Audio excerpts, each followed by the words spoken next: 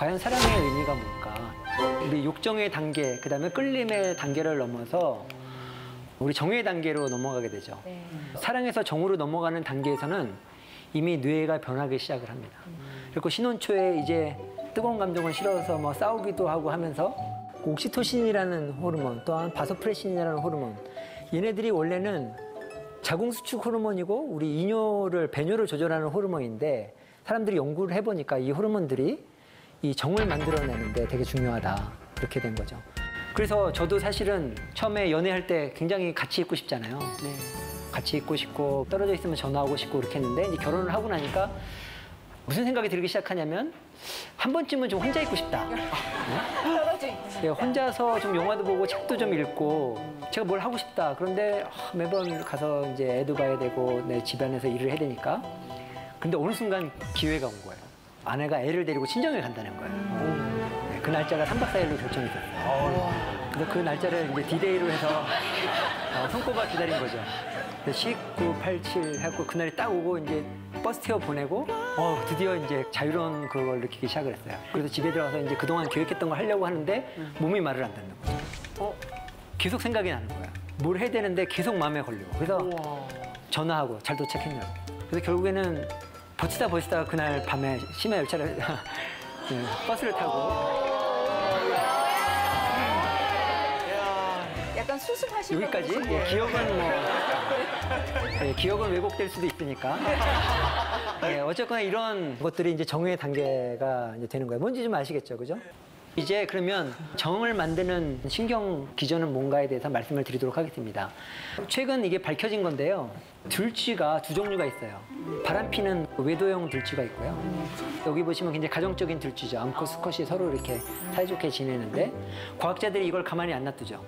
같은 들쥐인데 얘는 왜 가정적이고 얘는 왜 외도를 할까? 그래서 그 두 가지 뇌를 꺼내서 비교를 해봅니다.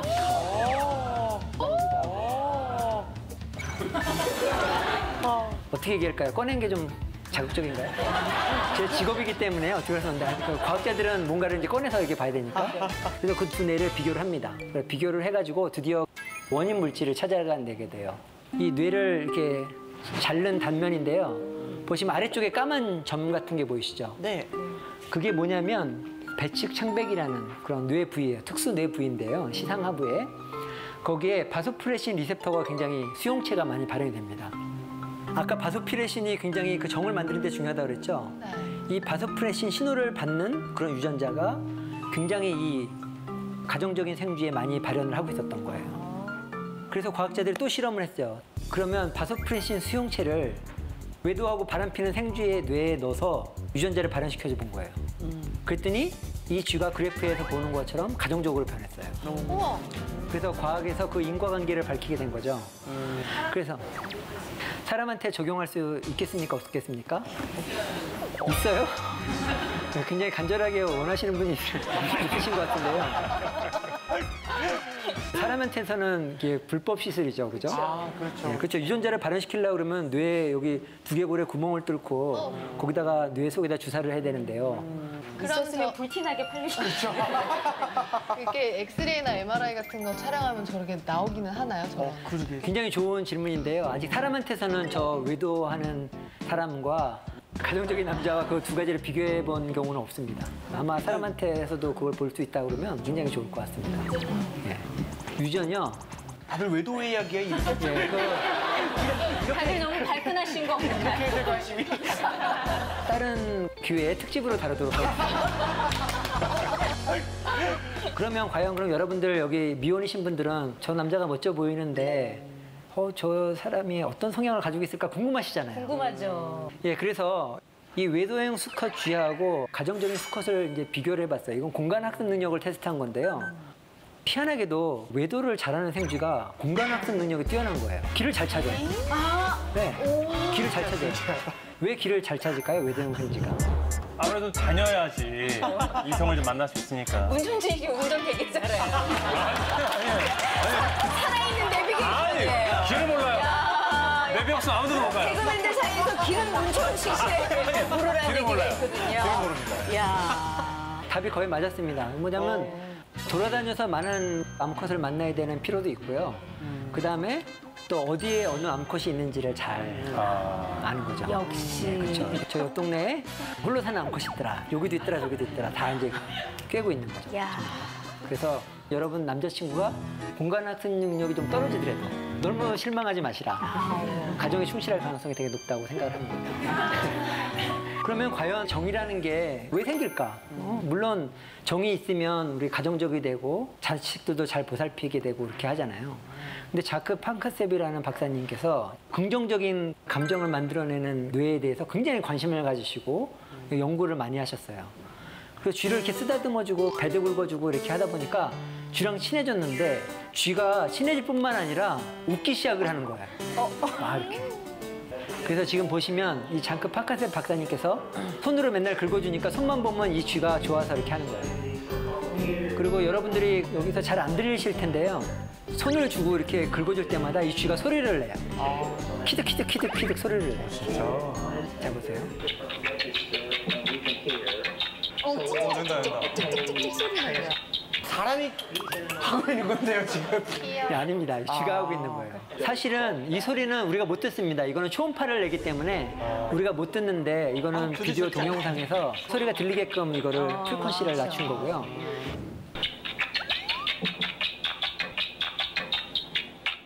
사실은 이게 사이언스에 나온 결과예요. 근데 좀 아까운 것 중에 하나는 뭐냐면 제가 이걸 알고 있었어요. 왜냐면 쥐가 사납고 그렇거든요. 근데 볼펜 같은 걸로 이렇게 긁어주면 얘가 좋아가지고 이렇게 눕기도 하고 그렇다는 거 알았어요. 그래서 실험할 때 항상 그렇게 했거든요. 쥐를 다루는 방법을 알고 있었는데 웃을 줄은 몰랐던 거예요. 그리고 어느 대학에서 또 제가 쥐를 잘 만진다고 하니까 뭔가 좀 도와달라고 연락이 왔어요. 그래서 제가 그 대학을 갔어요. 그랬더니 거기 실험실 학생들이 흰 가운을 입고 이렇게 쫙 도열을 하고 있었어요. 그리고 저도 굉장히 으쓱해지잖아요. 그래서 제가 쥐를 만지는 사람으로서 이제 탁 가운데를 이렇게 흥분한 식으로 갔거든요. 그리고 뭘 도와드릴까요? 물어보니까 학생들이 쥐를 못 만지겠다는 거예요. 뭐 그 정도야 제가 간단하게 도와드릴 수 있습니다. 갔어요. 그런데 여러분 아셔야 될 게 쥐가 두 종류가 있어요. 생쥐가 있고 렛이라는 큰 쥐가 있잖아요. 아이고. 그래 보통은 생쥐를 연구하시는 분들은 생쥐를 쥐라고 하고요. 렛을 연구하시는 분들은 렛을 쥐라고 합니다. 근데 그게 렛이었는데 그냥 렛이 아니라 굉장히 나이 들고 큰 렛이었어요. 그래서 이런 강아지만한 렛이 있었어요. 그래서 갔는데 강아지만한 렛이 이미 벌떡 일어섰어요. 이렇게. 눈을 이렇게 뜨고 거기가 식품영양학과였는데 뭘 잘못 먹이셨나 봐요. 그래서 얘가 공격성이 대단하게 돼서 이렇게 누런 이빨을 내밀고 얘가 일어서 있었어요. 뒤에서는 이제 박수를 치고 있고. 그다음부터 어떻게 했냐면은 내가 손에 피를 흘리는 한이 있어도 이거는 옮겨야 되겠다. 그렇게 생각하고 한 게 뭐냐면은 막대기를 하나 달라고 해서 볼펜으로 이렇게 긁기 시작을 했죠. 목욕을 안 하잖아요, 보통 실험실에서. 얘가 이제 몸을 대기 시작을 하든지 이제 긁어주니까 네, 시원하니까 한 10분 있으니까 두루 눕더라고요. 그래서 제가 손으로 긁어주고 딱 들어서 이렇게 옮겼더니 그때부터 우루야 같은 이렇게 동물도 뇌에 좋은 감정을 만들어내는 관계가 있고 저와 관계가 형성이 된 거죠. 긁어줍니다. 혹시 동물 중에도 사람보다도 구성이나 모성이 좀 한결 낫다 이런 동물이 있는지 있으면 제 휴대폰 바탕화면을 깔고 계속해서 도전받고 싶은데요. 뭐가 있을까요, 교수님? 갑자기 질문하니까 제가 떠오르는 동물이 있는데요. 바로 해마입니다. 해마요? 해마는 누구도 못 해주는 기능을 아빠가 해주죠. 그 임신과 출산을 같이 해주는. 남자가? 예, 그래서 수컷이 임신을 해서 나중에 그 수백 마리의 새끼를 이제 출산을 하게 되는데요. 만약에 선택권이 있으시다면 문천식 씨는 아마 출산을 선택을 하실 것 같습니다. 워낙에 가정적이시니까. 충분히 하고도 남지. 각자 강한 욕구의 차이가 있는데요. 예를 들면 누구는 성욕, 누구는 식욕. 근데 이런 차이에 크게 영향을 주는 것이 그 사람이 원래 선천적으로 타고난 뇌의 유전자의 영향이 더 클까요? 아니면 후천적으로 뇌에 학습되거나 경험된 것의 영향이 더 클지 그게 궁금합니다. 네, 그거 되게 중요한 질문이고요. 그럼 본성 자체는 당연히 그 유전적인 요소가 강하죠. 그렇기 때문에 우리가 계속 유전이 되는 거고. 근데 여러분 유전적인 거냐 환경적인 거냐 할 때 주의해야 될 사항이 뭐냐면 우리의 유전자가 환경에 반응하게끔 돼 있는 거예요. 그래서 이걸 분리할 수가 없습니다. 그래서 유전자는 그냥 유전자 자체로 무슨 기능을 하는 게 아니라 얘가 단백질을 만들어내고 어떤 기능을 해서 하는 거거든요. 근데 그런 과정들이 다 환경의 영향을 받습니다. 그렇기 때문에 유전이냐 환경이냐 하는 것들이 분리돼서 설명될 수 있는 부분들도 있지만 대부분은 그 유전자 환경이 같이 가게 되는 거죠. 아까 말한 뭐 소유욕이나 탐욕이나 그런 성욕이나 이런 걸 봐도 변하잖아요, 그 정도가. 그죠? 한 사람이 유전자가 변하진 않았을 텐데 유전자의 발현이 변하는 거죠. 성숙하면서 나이가 변하면서. 그렇기 때문에 항상 유전자는 환경적인 요소하고 같이 중요하다. 이렇게 얘기를 드릴 수가 있겠습니다. 2020년 신문사에서 설문조사를 했는데 기혼 남성의 41.3%가 외도를 한 경험이 있다라고 얘기를 하고 여성의 경우에도 24.4% 정도가 그런 경험이 있다고 얘기를 했어요. 그러면은 기혼자 중에서 3명 중에 1명 정도는 외도를 한 경험이 있다 이렇게 볼 수 있는데 사실은 이제 이 외도 문제가 갈수록 진짜 많은가 봐요. 그래서 뭐 인터넷 카페 같은 데서 이런 것들을 얘기하는 것들이 굉장히 많이 만들어지고 있다는 뉴스 들어보셨을 거예요. 거기에 화제가 된 은어들이 좀 있더라고요. 오늘 초성 퀴즈를 마련해 봤는데 한번 맞춰보실까요? 자, 이건 무슨 뜻일까요? 감시. 감시 떴다 피해라 막 이럴 때 쓰는. 네. 검사. 휴대폰 검사? 오늘 검사 당했다? 검사 당했어. 네. 또 이건 뭘까요? 기역, 니은, 미음, 이응. 네. 겁나 미워. 검남이요. 겁나 미워. 네. 계속 한번 해볼까요? 세 번째. 진짜 어려운데? 뒤에가 커플이구나. 구구 커플. 구구는 뭐예요? 구구. 닭살 커플. 구구. 금기 커플? 금기 커플. 겁나 미워, 금기 커플. 네. 말 된다, 그죠? 겁나 미워, 금기 커플. 네. 마지막, 대망의 네 번째입니다. 지지리. 지지리. 네. 그죠? 찌질이. 찌질이. 찌질이를 좀 이렇게 약하게 해서 지지리. 이거 정답을 한번 공개해 볼까요? 오! 이게 줄임말이구나. 이혼 여성. 금지된 사람, 기혼 남성, 미혼 진남미요. 정수, 기혼 남성, 기혼 네. 이런 것들을 사용하면서 그 안에서 자기들끼리 서로 이렇게 정보를 공유를 한대요. 거기가 카페가 5만 명이 이상의 카페도 있다고 해요. 근데 그게 뭐 카페가 하나가 아니라 여러 가지가 되고 있다고 하니까요. 그런데 이 카페에 가입을 하려면 내가 불륜을 하고 있다는 것을 인증을 해야 돼. 정회원이 돼서 거기 들어가서 이렇게 은어를 가지고 대화를 나눌 수가 있는 거죠. 그만큼 교묘하게 어디 가면은 들키지 않고 만날 수 있느냐. 그다음에 내가 들킬 뻔했을 때 배우자에게 어떤 핑계를 대면 것이냐 이렇게 서로 이렇게 정보를 공유하고 있다고 합니다. 네. 치밀하다. 어떨 경우에 이건 좀 문제가 있다. 라고 생각이 드세요? 스킨십이라든지 뭐 깻잎 논쟁처럼 뭔가를 이렇게 주도적으로 뭐 이렇게 깻잎 뜯어주는 거. 네. 이제 사소한 그런 거에서 그렇게 좀 디테일하게 세심하게 나보다 더 많이 챙겨주면은 그게 좀 질투 날 수 있죠. 질투구나. 외도는 아니고 질투. 그러니까 이게 내가 느끼는 마음의 불편함, 질투는 진짜 천차만별이죠. 근데 이제 이거를 거기에 넘어서서 외도로 볼 수 있느냐, 뭐 이런 거는 또 다른 문제일 것 같은데요. 단순히 이렇게 스킨십을 하거나 뭐 잠깐 어디 가서 밥을 같이 먹었다거나 이런 게 중요한 게 아니라 다른 사람을 사랑하는 마음을 가졌다. 그건 외도라고. 마음이 더 문제가 될 수 있을 것 같다. 그게 네. 거의 다다. 네. 제가 볼 때. 네. 저도 비슷한 생각이에요. 그러니까 부부는 절대적인 신뢰 관계잖아요. 그러니까 신뢰가 깨지는 순간 이미 문제가 생기는 건데 외도라는 게 뭐 대단히 정말 아주 깊숙한 관계로 들어가서가 아니라 서로 간에 말하지 못하는 비밀이 생기는 순간, 그러니까 비밀스러운 네. 관계가 생기는 순간인 것 같아요. 정말 중요한 키워드가 나온 것 같아요. 비밀.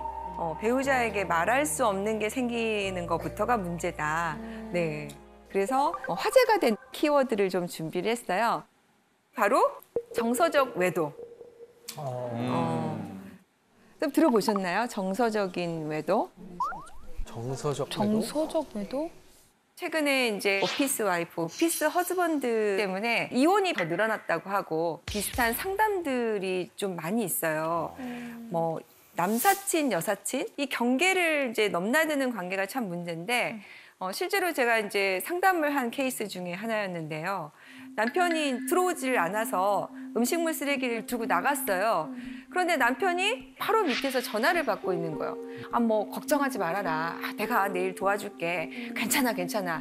잘 자. 나한테는 한 번도 그런 말 해준 적이 없는 남편인데. 그래서 이제 누구냐? 그랬더니 당신이 아는 그 사람 직장 동료 누군데? 에이?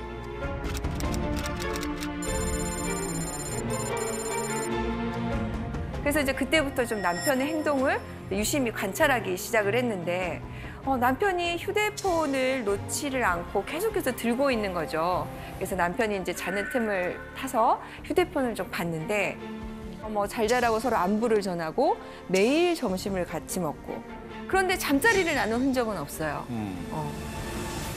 특이했던 거는 그 여성분이 운전면허를 막 따니까 운전 연수도 시켜주고.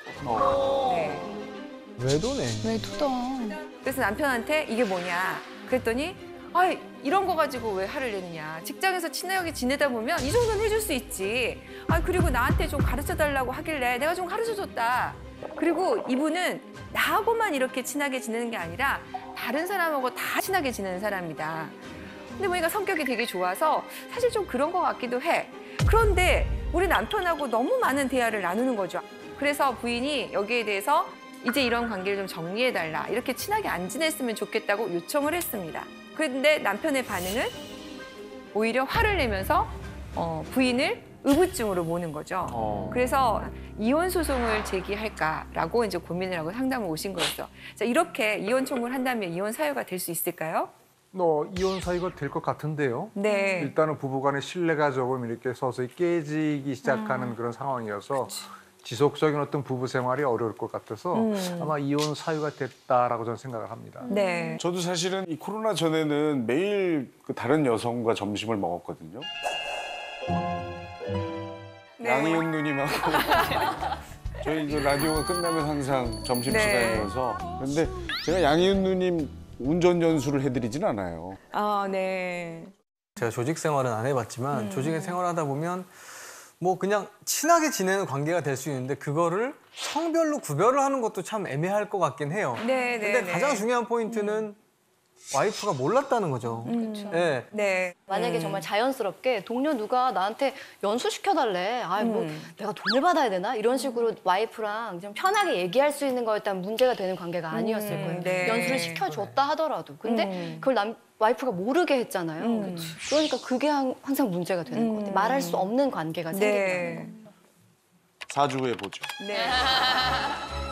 우리 이제 패널분들이 잘 지적을 해주셨는데요. 많은 분들이 육체적인 관계에 이르지 않으면 이 경우에는 이혼 사유가 되지 않는다라고 생각을 하는데 실제로 지금 가정법원에서 부정행위라고 했을 때는 훨씬 넓게 봐요.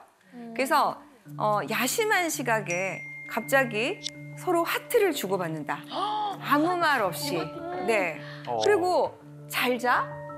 자고 있어? 이렇게 야심한 시각에 한다. 그러면 이것만으로도 넓게 봐서 부정행위다라고 지금 법원이 보고 있습니다. 서로 일을 돕다 보면 또 친밀한 관계가 되고 또 배우자하고 나눌 수 없는 얘기를 나눌 수 있는 관계가 또 되기도 하죠. 그런데 정말 중요한 문제는 배우자가 싫어할 것 같아서 얘기를 안 하다가 비밀이 생기기 시작하는 경우 결정적으로 배우자가 이 관계를 정리하라고 했는데 그거를 정리하지 못하는 경우 이건 이혼 사유가 될 수 있다고 생각을 합니다. 그래서 이에 대해서 조금 오해가 없으셨으면 좋겠고요. 이런 일이 생기면 배우자에게 단호하게 나는 이런 게 싫다. 나는 이것을 안 했으면 좋겠다. 이 관계는 정리했으면 좋겠다라고 저는 얘기를 해주셨으면 좋겠습니다. 근데 이제 문제는 아까 제가 말씀드린 사례에서 휴대폰을 몰래 보는 게 문제예요. 그죠? 네, 많이들 알고 계시지만 배우자의 경우에도 비밀번호를 공유하지 않은 상태에서 들어가서 보는 것은 개인정보법 위반이고요. 비밀침해죄가 됩니다.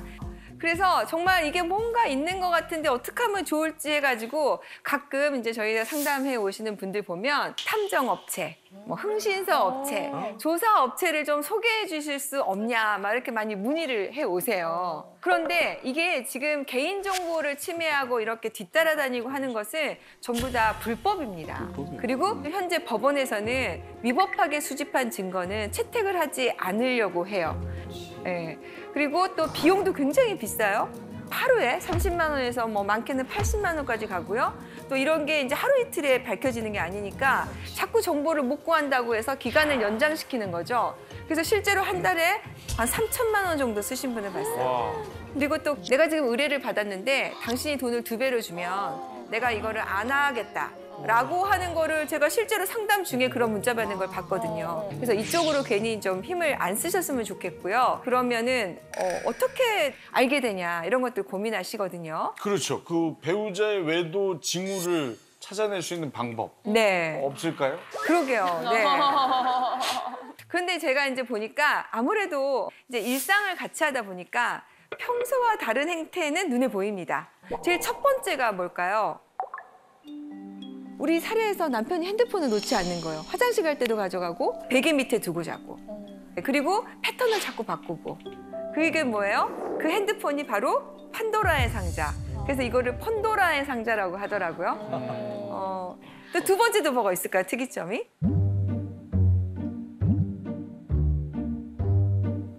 어디서 제일 많이 들킬까요? 차. 딩동댕. 네. 내비게이션 목적지 검색 이런 거. 네. 그래서 쭉 보면 어디를 다녀왔는지 알게 되죠. 차 얘기하니까요. 네. 블루투스로 통화를 하잖아요. 네네. 웬만한 제조사의 차들이 외부로 다 소리가 들립니다. 은밀하게 통화를 하다가 와이프가 지하주차장에서 쓱 지나가다 뭔 소리지 하고 딱 듣는 순간 모든 내용이 다 발설됩니다. 중계가 돼버리는 거죠. 네, 그러니까 이제 네. 지하주차장에서 특히나 울림이 많은 곳에서 이렇게 통화를 하실 때 블루투스를 좀 작게 해놓으시거나 안에서 이렇게 그냥 전화기 아니 이렇게 정보를 주시면 어떡해요. 네. 차 안에서 바로 핸드폰하고 연동이 되잖아요. 네네. 그럼 운전하는 중에 어떤 일이 발생하냐면 오는 문자 메시지나 SNS들이 이렇게 화면상에 나타나요. 잘못 누르면 음성으로 이렇게 문자를 읽어주거든요, 차에서. 그래서 이런 분들은 내비게이션을 안 쓴답니다. 네. 와. 근데 그런 얘기 있더라고요. 바람을 한 번도 안 피운 사람은 있어도 한 번만 피우는 사람은 없다고. 그러니까 습관적으로 계속 이렇게 외도를 하게 된다는 건데 아무래도 이렇게 사건 맡으시면 그런 사람들 실제로 보시잖아요. 그런 외도하는 사람들만의 공통점 같은 게 있을 것 같아요. 솔직히 말씀드리면 공통점은 참 찾기가 어려워요. 정말 안 할 것 같으신 분들, 정말 이런 분이 하실 것 같은 분들까지 있기 때문에 공통점은 어려운데 이제 이분들의 특징이라고 한다면 다른 사람에게 상처 주는 거에 대해서 굉장히 좀 무감각하다는 거. 그래서 오히려 본인이 큰 소리 치는 경우가 많다.